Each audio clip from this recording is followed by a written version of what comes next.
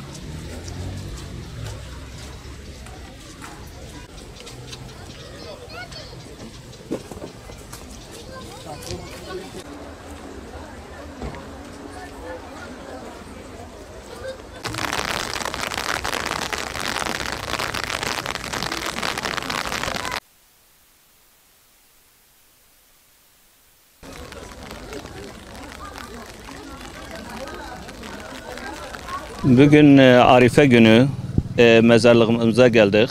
Ondan sonra annemizin mezarlığı, Fatihalarımızı okuyoruz, Yasinlerimizi okuyoruz. Fırsat buldu mu geliyoruz. Burada geliyoruz, duygulanıyoruz.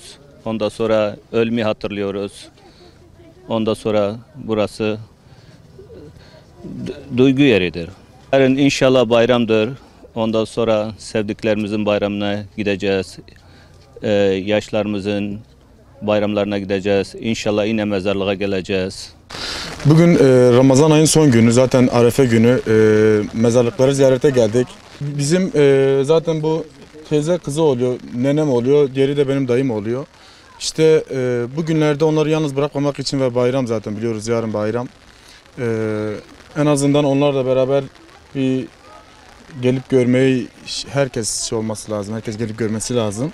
Annem babam zaten onlar da şu an dua okuyor. Babam Yasin okuyor, annem dua ediyor. Yani her zaman geliyoruz da işte çoğu zaman da hani dünya malına, dünya işine gücüne vakit ayırdığımız için onları da bazen yalnız bırakıyoruz. Doğrudur, bu da çok şey oluyor.